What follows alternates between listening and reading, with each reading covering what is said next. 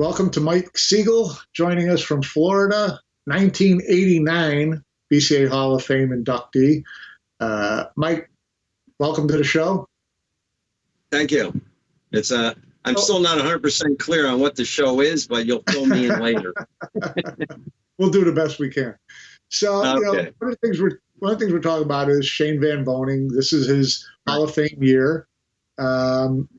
He's the first American-born player to be elected into the Hall of Fame since 2018.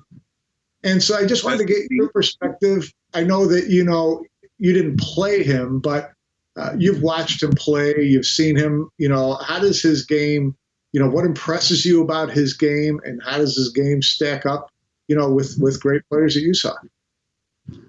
Well, a funny sidebar is that when I was doing exhibitions for R.J. Reynolds, that was like in the maybe mid 90s. And Shane, I used to do Sturgis. I did all these bike rallies, and I used to go to Sturgis, and I'm at the table. They had a table set up where they would challenge me one game. If they beat me, they'd get a shirt or something. And who would come to my table? Shane Van Boening. Actually, I have a picture of him and me together when he must have been 7, 8, 9 years old. And, he looked at me like really idolized me, you know what I'm saying? And then a lot of the stuff he did, he said I had talked to him. I really didn't see him compete a ton. I've seen him in the last couple of years at Pat Fleming's.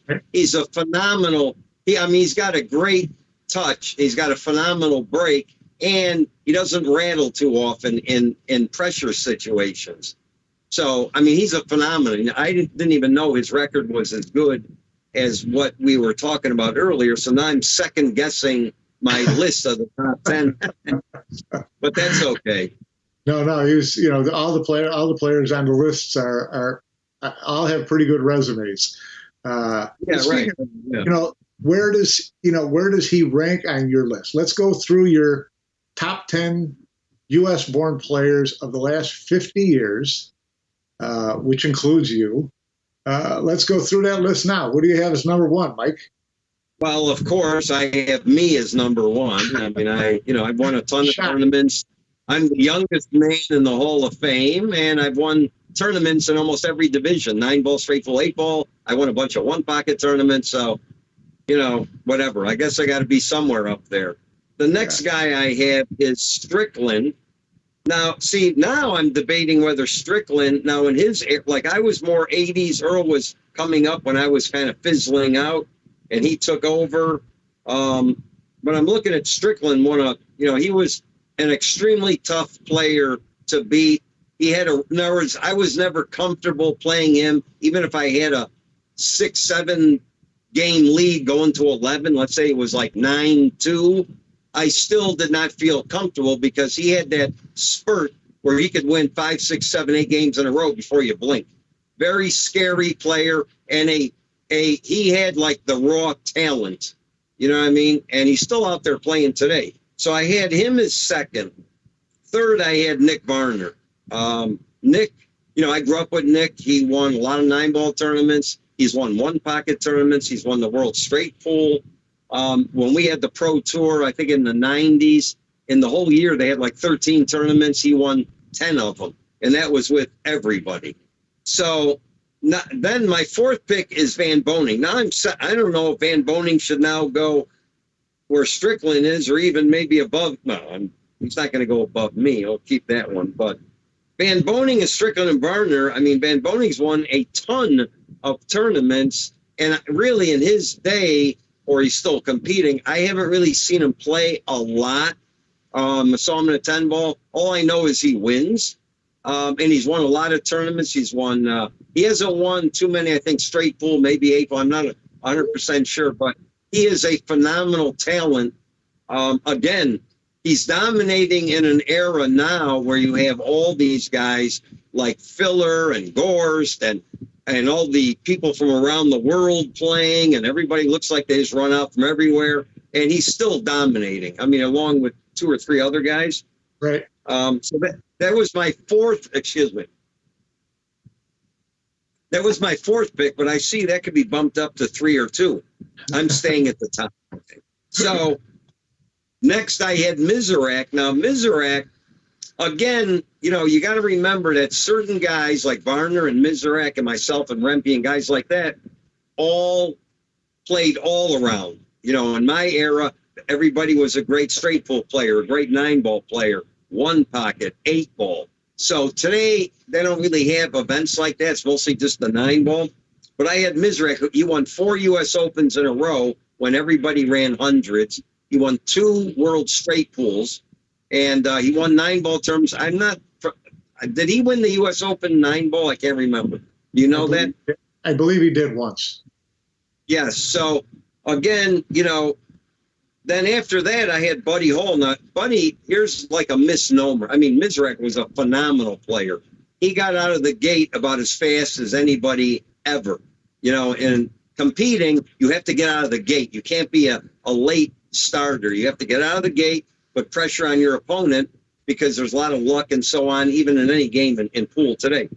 Next, Buddy, who was my toughest competitor in the finals. I mean, I won 90% of the time when I was in the finals, and most of the losses I have came from Buddy Hall. And he also won at least 40 or 50 9-ball tournaments. Again, you got to remember this too, real quickly. In my time, you had Strickland rising or was there. You had Nick Varner, Buddy Hall, myself. You still had Reyes and Bustamante and all these other guys, David Howards and, Rempe and Davenport and Hopkins and, the list goes on. And most of the tournaments won in that time were in one of the 4 of us. It's like having 4 Tiger Woodses in the same era.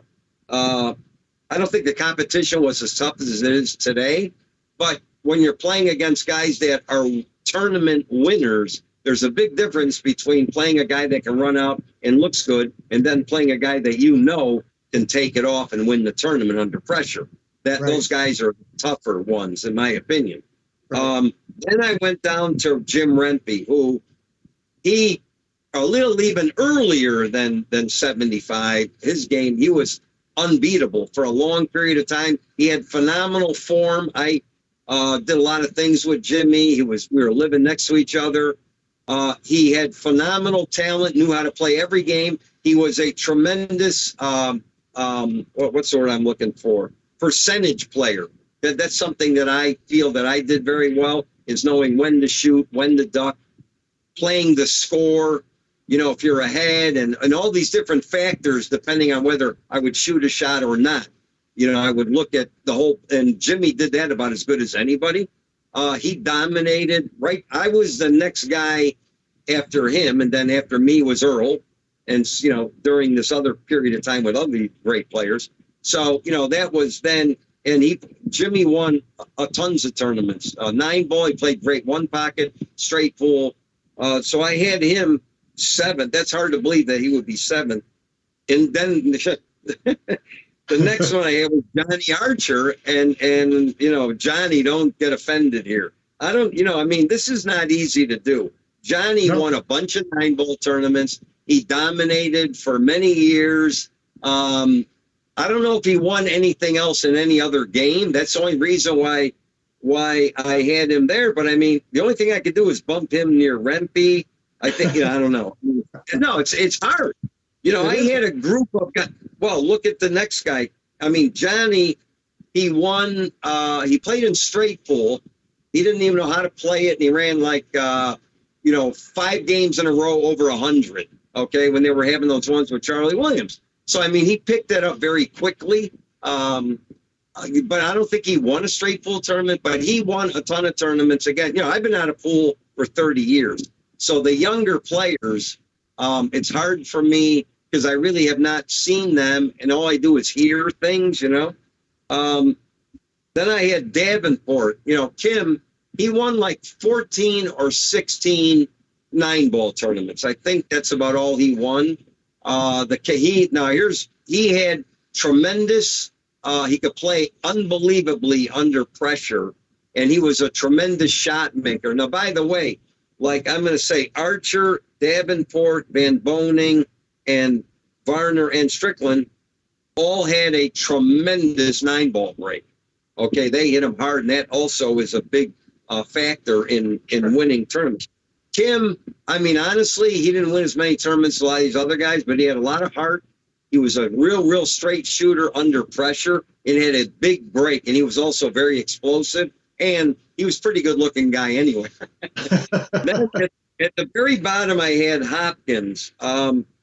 Alan, you know, he's got tremendous ability. He won a World Straight Pool, but I think the year before me, 78, I believe, maybe, or 7. He won a U.S. Open, or actually 2 9-balls, and he won some other tournaments. I mean, he had tremendous ability. He wasn't like, his style was not a dominating guy that got out there flashy and, you know, that kind of thing. But he had tremendous ability. Again, if you look at this list of players, I mean, now we're talking about it. I could bump here and there, but this is about the way I see it. Yeah, it's a solid list. Yeah, it's a real solid. I mean, there's other players that I looked over. You have guys like, let's say, David Howard. He won 2 U.S. Open 9-balls. He was kind of there and gone, you know. So, you know, most of these guys played for a long period of time and won for a long period of time. That, to me, is more than a guy that maybe wins a couple tournaments and you just don't see him anymore.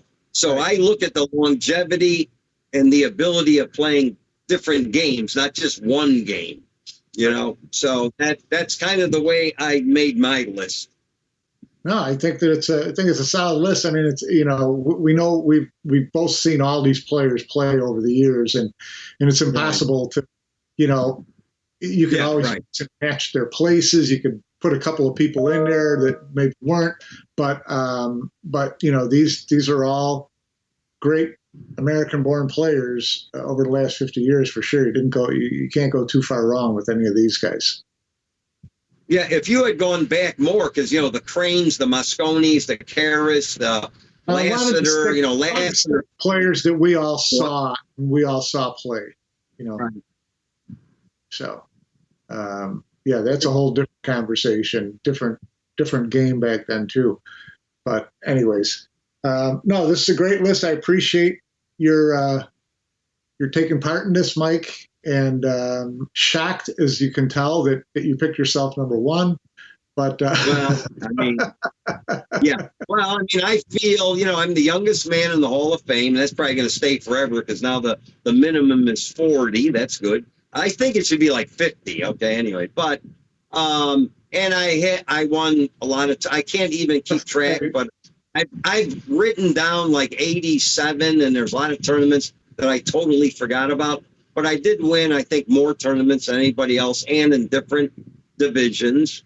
You know,